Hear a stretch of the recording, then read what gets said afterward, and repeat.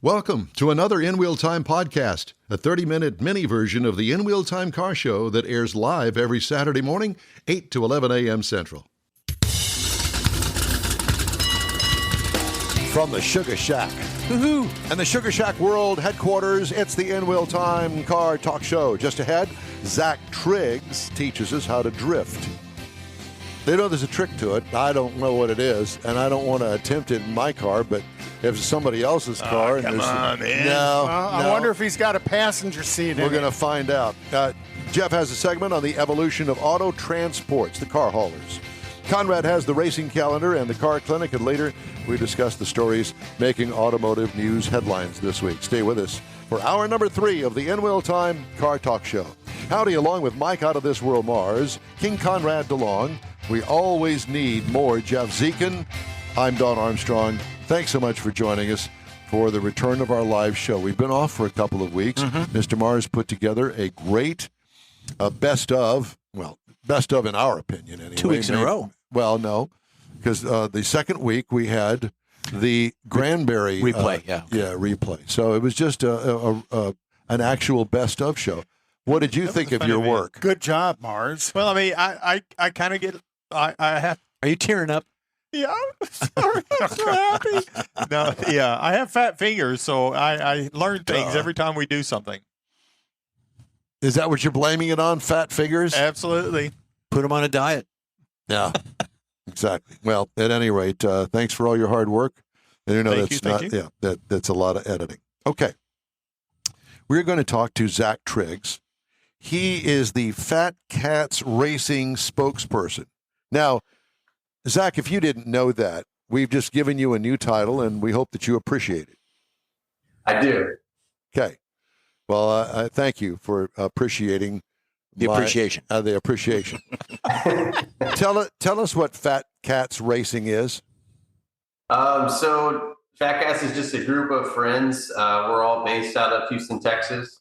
We all majority of us met just through cars in general back in 2010 or so. And we just stayed, we kind of became a family now that's all kind of centered around racing.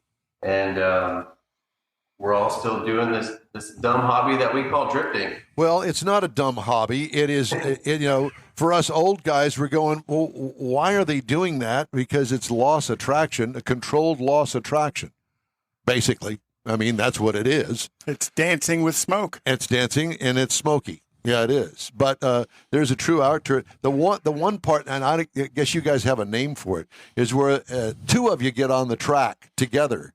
And then it's kind of like a dance without hitting the other car. Let's see how close we could get to each other's car and drift. Match. Drift around. Is it a race? It's not a race. Whoever gets to the finish line first does not matter. Ideally, you don't want to pass each other because that, what you mentioned, tandeming, two cars next to each other, you're correct. The goal is to stay as close to each other as possible without hitting. Do you get points? So it's kind of judged, though, correct? The easiest way to compare drifting to maybe drag racing or racing is this is the figure skating of the automotive world. Yep, I can see that. Anybody can go watch a figure skating competition and be like, wow, that person that jumped up in the air and did those spins, that was really cool. Or the people that figure skate, they know exactly what spin they just did and why that was so hard. It's the same thing here. Anybody can watch two cars next to each other and realize that that's probably difficult. But once you're a driver and you understand, it's just on a completely different level. Okay, so let's talk about the car. So, because I don't understand, I may ask you some stupid questions because of my ignorance about it. But be the first time. It wouldn't be the first time, and I'll own up to all of that. But there is a tremendous amount of suspension work and also in the steering aspect of it. We'll get to the engine in a minute, but let's talk about how the thing goes around the track, basically in a controlled spin, if you will, because it doesn't spin, but the wheels certainly do. Yeah, you know what I'm saying. It spins sometimes with me behind the wheel. Okay. But I mean, I've got adjustable front upper, front lower, rear lower control arms. Everything's adjustable just about. Of course, aftermarket coilover suspension. I've had this car for 15, 16 years now. So plenty of time to make all types of adjustments.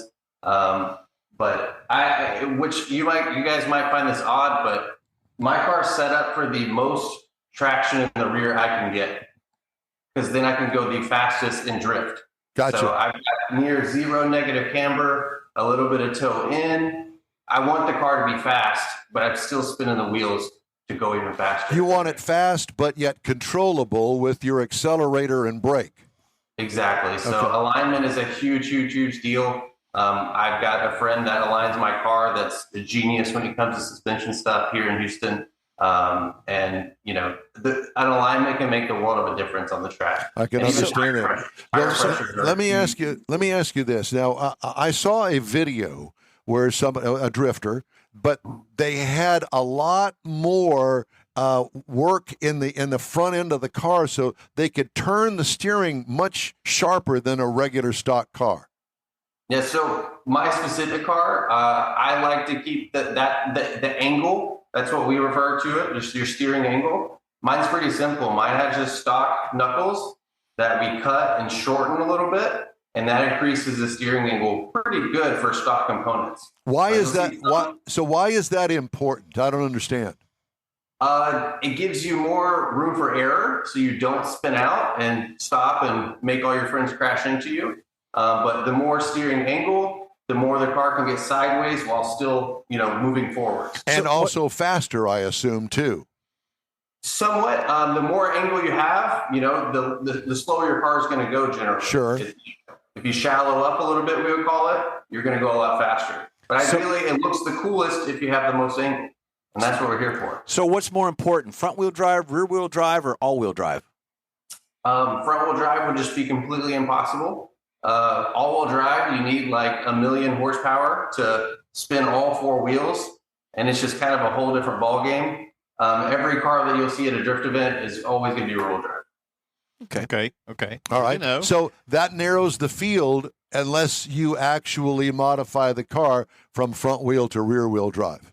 Which is pretty rare to see unless you're at like an absolute pro level, Sure. No budget type racing. I got you. So what is there a certain make, model, or type of car that is more affordable for us to get into the sport? What do we look for when we're trying to find a car that we can convert to a drift car? The basic criteria is obviously rear-wheel drive, manual, and has an e-brake.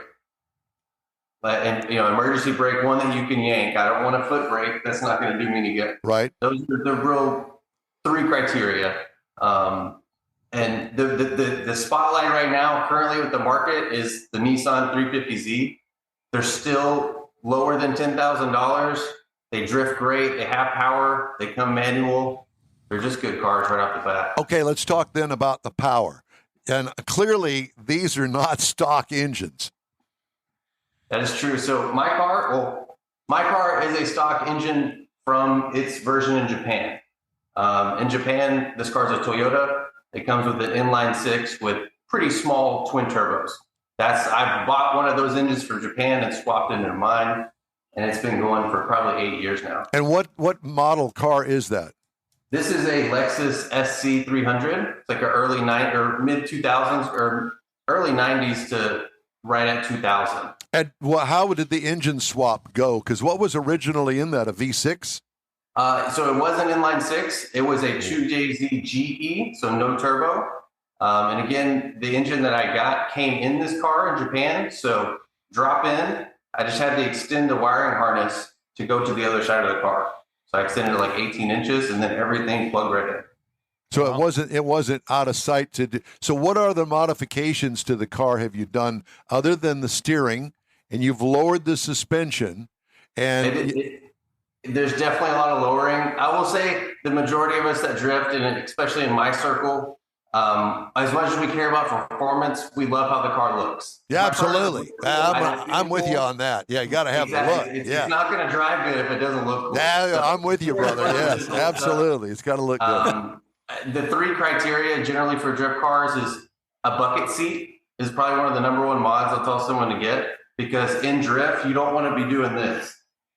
Of course. You want to focus on your driving. Yep. So bucket seat, coilovers to get rid of the body roll, and a differential locked up. So for me, a welded differential.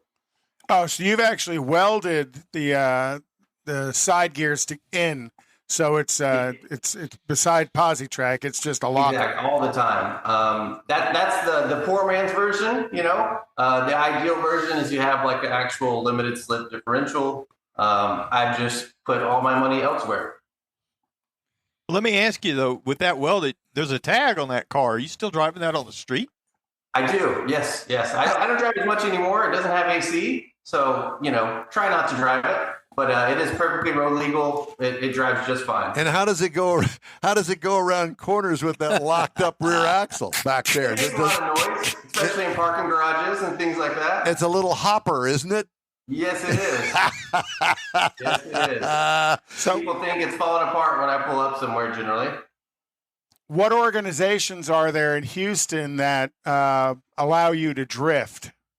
So I'm a part of a group called Knuckle Up. They host events at a track called Speed Sports, which is actually a go-kart track out in New Caney, so a little northeast of Houston. And we do events every 2 months or so. Locals or anyone can apply to drive and get accepted. And then I'm a part of a bigger group throughout the country called Final Bout, which is a competition-based thing, but it's team-based competition. So my team of drivers, there's 5 of us. We go out and try to do the best run together and get judged upon. Zach, does it have a passenger seat in it? It does. It absolutely does. My girlfriend is pretty much always with me whenever I'm out on track. So let me ask you this. Do you drive it to the event or do you trailer it? I do. The track, Speed Sports, is only about 20 minutes for me. So okay. I hop on 99 and I'm there in about 20 minutes, and then I hopefully drive home. And the other question I have is, do you have a tire sponsor? I wish. That is the biggest thing. I don't know if you can see the big stack of tires over there, but I have a 2-day race coming up in September, and I've got, I think, 8 brand new tires ready to go for that one. What kind of tires do you use? Are they slicks? They're not slicks. They are kind of a performance tire. Currently, the tire of choice throughout the drifting industry, as far as grassroots, is the Kenda KR20. It's a sticky tire. They're just the best tires, hands down. They'll last me way longer than any other tire. Wait a minute. Wait a minute. I would imagine that your time with the tire is a lot different than my time with tires. So what is a long time in your world? On a good day, if I control myself and I let the tires cool down, which I usually don't, I can get about 50 or 60 laps out of one pair of tires. So your 2-day event, is that the reason you need all those tires, 8, just to get through those 2 days? But those are just the rears, right? Ideally. Yeah, the fronts are good. I can usually last like 6 months on front tires. No issues there. But yeah, I'm kind of overshooting this event because I'm going to be trailering my car to Wisconsin. Oh, wow. But not have enough tires. Yeah. So, Zach, do you change your own tires? Do you have a tire changing machine? How does that work? If I would have bought one of those 10 years ago, I would have saved myself a lot of money. But unfortunately, I'm still paying, just mainly because I don't have a place to put a whole tire machine. But yeah, so I have a buddy, thankfully, that he kind of helps me, but not really. He has a business to run. I get it. So, but yeah, you go to Wisconsin. What do you are all those wheels going to have, tires going to have wheels on them for the event? So I have one extra pair of wheels. I think they're about right there. Yeah. So thankfully, most races, if they're big enough, will have a tire changer on site. Oh, okay. Either I can pay someone or do it myself. How much do they charge you to change tires? At a racetrack. When we're at the track, probably 15 or so each. $20 to mountain balance. That's all it'll pay. Just like work. Yeah, I wish I could limit them, but somewhere in there. Do they offer you road hazard? It's kind of difficult to get the tires off, just the way they're built. So they don't no road hazard warranty. No road hazard warranty. I wish.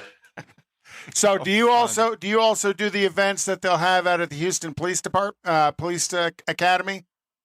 So there's a couple of different drift organizers here in Houston and then Texas in general. There's, of course, my buddies Knuckle Up. There's also Lone Star Drift, which is it's been around for 15 years now. I haven't been out to Police Academy in probably 2 or 3 years, but I have driven in the past, and it's really fun. It's a great track. Yeah, because I know they've got an event coming up in August and again in September. What propelled you, so to speak, into drifting as opposed to drag racing or racing on a oval tour? Oval. The chicks, man.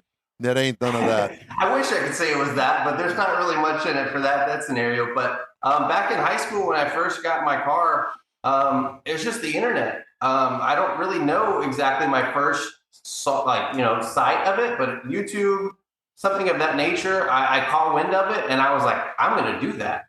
And it took me probably 6 years to get this car. Like, I think I was 22 or 23 by the time I could actually show up to a drift event and be like, all right, yeah, I'm ready to go. Okay, so this event that you've got coming up, how many other cars are going to be in competition there? So it is a team-based event. So you just my team. We're taking 5 cars. I believe there's going to be a total of around 100. Oh, wow. We're not all on track at the same time. Throughout your 8-hour day, you have basically a set time when the competition is, and the rest of the day is just have fun. The rest of the day is changing tires. And getting in line to get on the track. And so this event where you have 2 cars on the track at one time, what actually, is there any at fault if somebody gets dented or you crash or you both hit?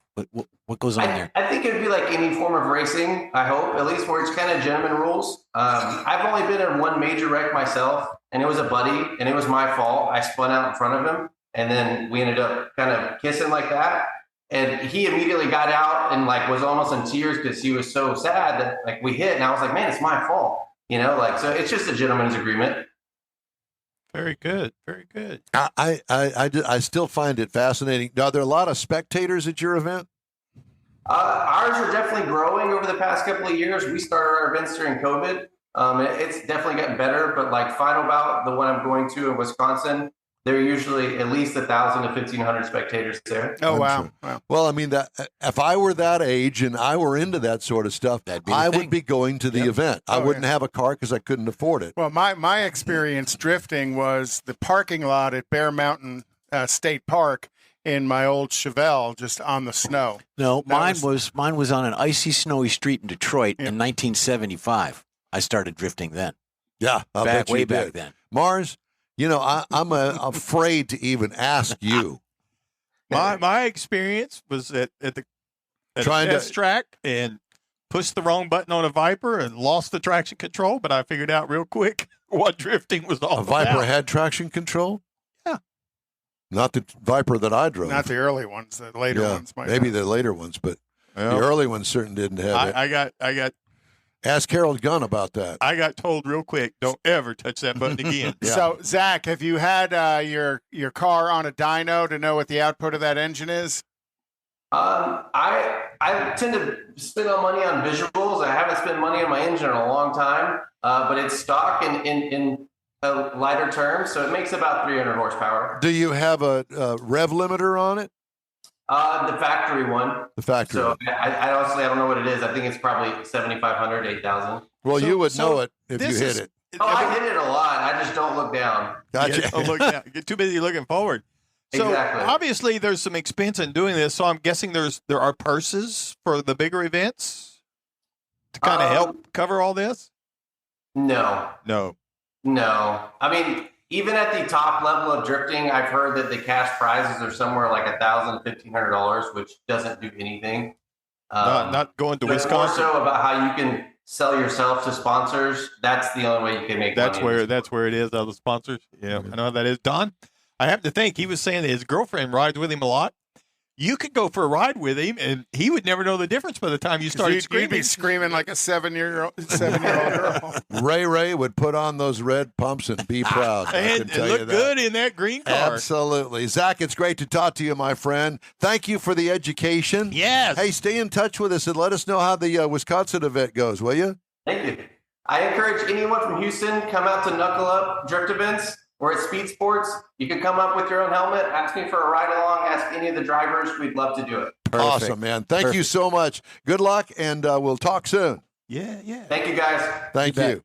Hey, the In Wheel Time race card is sponsored by Texas Nostalgia Modified Production. Right. Conrad. Well, this weekend, NHRA is in Sonoma. Next week, August 11th, they're in Kansas. August 17th through the 19th, they're at Brainerd. Did you like Brainerd when you went? I hear it's an animal house. The most fun on the drag racing circuit is Brainerd, Minnesota, with the zoo. Yeah, is what they call it. It's a pretty oh crazy, my God! pretty crazy it event. is. It is. And then the U.S. Nationals is always a Labor Day weekend, and then 2 weekends after that is Maple Grove, and that'll be the first of the playoffs at Maple Grove. Mm-hmm. NASCAR was in Pocono last weekend. Formula One is in the Netherlands tomorrow, and then they'll be in Italy next week. IndyCar is they've done all their Iowa stuff, and IndyCar is headed to Laguna Seca. Cool. Which will be a fun event. Mm-hmm. Yeah. All right. Jeff has a feature this week on auto transports. Mm-hmm. And if you wanted to get into a business back in the 1950s, even earlier, or even earlier, yeah. So we'll let you do it. Well, have at it. And it's not just car transports. There's ships and there's airplanes that transport too. Of course. Yeah, absolutely. So we'll get started here with this. I'm going to let it roll. Alongside the automotive industry came the automotive transport industry. Railroads were a primary means of transportation for moving vehicles across long distances. However, it wasn't the best option because it was slow and costly. Over the years, there have been some significant developments from the very first semi-truck in 1897 right through the automated auto transport system available today. Growing number of new cars meant that the automobile manufacturers needed to find a way of efficiently delivering them to customers. Driving their vehicles long distances wasn't the practical way to do it. The solution, Mike, involved loading cars on the top of a flat cart that was attached to the top of an engine. The flat cart was attached to the back of a modified truck, and hence the world's first semi-truck was born. One such manufacturer was able to design a trailer that pulled a 2-ton truck. It was able to haul 4 cars at a time, which was groundbreaking for the transport industry at the time. One of the first folks to develop a transport was Ransom Olds in 1901. That's for you, brother. Yep. Okay, on the rail side of it, during the 40s and 50s, many railroads were transporting cars across long distances using automobile loading assemblies that allowed them to fit as many cars as possible into a boxcar. However, it wasn't too successful, and it was very, very expensive to do. So toward the end of the 50s, cars were being transported mostly by rail and were shipped on highway auto carriers and could be transported 10 cars at a time, basically. So on the air side of it, up until the late 40s, air transport's being used for transporting people and goods mainly. However, the demand quickly increased, transporting cars across the pond, so to speak. Air transport companies started transporting vehicles as far back as the 40s and early 50s. On the ship side of it, and this is where it gets kind of interesting too, during the early 60s, cargo ships also played a part of the vehicle transport. They were very successful at the time, but they couldn't carry large number of cars at that time. However, something better was needed by the U.S. military. The U.S. military contracted with the Sun Shipbuilding and Dry Dock Company in Chester, Pennsylvania, to design a new type of motorized vehicle. To try and get their ship together. Yeah. A carrier that was purely for transporting cars across the ocean was invented in 1973 by K-Line in Japan. It was named the European Highway and could carry up to 4,200 vehicles. Now, thanks to technology, we can now do things quicker, more efficiently, and cheaper than ever before. Auto transport industry has been so slow, or it hasn't been slow in making most of the technology. In many ways, the innovation at the core was the auto transport industry that you get today. Now, waiting for this last one, there is a famous transporter that actually sank 250 miles off the Portugal coast.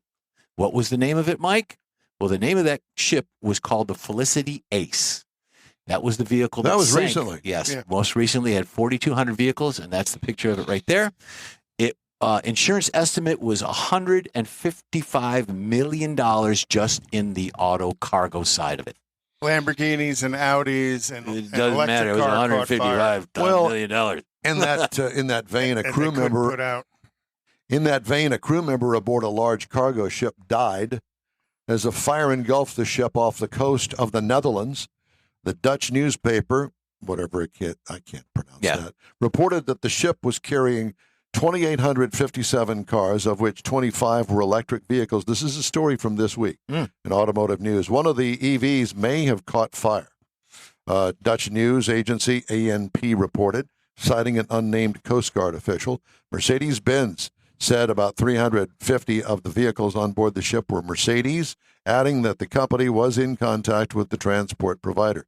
The fire began on Tuesday night on the Panama-registered Fremantle Highway, which was en route from Germany to Egypt, forcing several crew members to jump overboard. The Coast Guard said the Fremantle, which had departed from the German port of Bremerhaven, had been towed out of the shipping lanes and could sink. Hasn't sunk yet.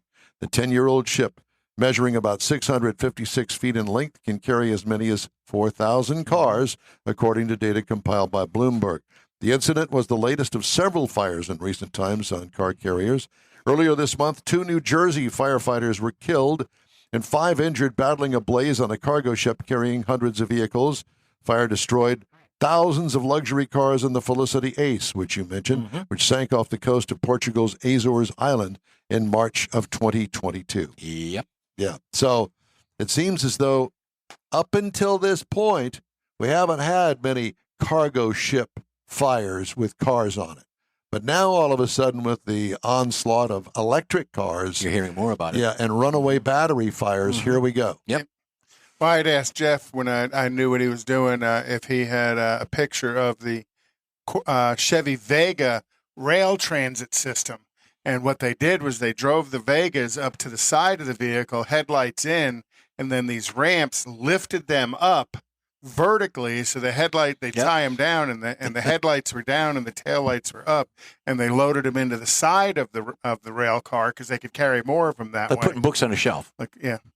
The weirdest thing I've ever seen in my life. Hey, I want to remind you that the In Wheel Time Car Talk Show is available 24/7 through the iHeartRadio app. Just look for In Wheel Time Car Talk.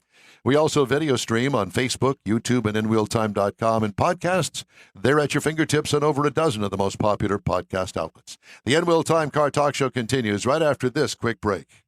Everyone at the Tailpipes and Tacos Cruise In at the Lupi Tortilla Tex-Mex in Katy, thank you for participating in the best cruise in around and look forward to seeing you again.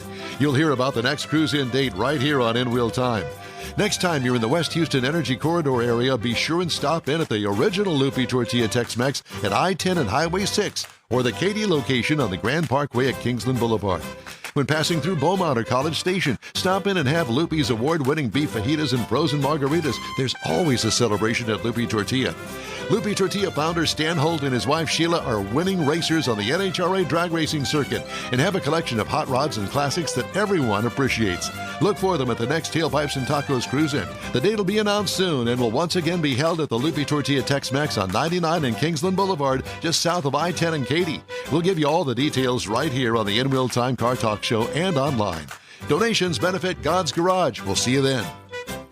You own a car you love. Well, why not let Gulf Coast Auto Shield protect it? Houstonian John Gray invites you to his state-of-the-art facility to introduce you to his specialist team of auto enthusiasts. We promise you'll be impressed. Whether you're looking to massage your original paint to a like-new appearance, apply a ceramic coating, install a paint protection film, nano-ceramic window tint, or new windshield protection called ExoShield, Gulf Coast Auto Shield is where Houston's car people go. Curbed your wheels? Instead of buying new, why not have them repaired?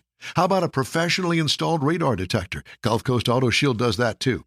Get a peek inside the shop and look at the services offered by getting online and heading to gcautoshield.com. Better yet, stop by their facility at 11275 South Sam Houston Tollway, just south of the Southwest Freeway, and get a personal tour. Gulf Coast Auto Shield is your place to go for all things exterior. Call them today, 832-930-5655 or gcautoshield.com. The award-winning In Wheel Time Car Talk Show is available on the most popular podcast channels out there in 30-minute episodes. We realize our 3-hour live show can be difficult to catch in its entirety, so now you can listen every day to a convenient, fresh 30-minute episode.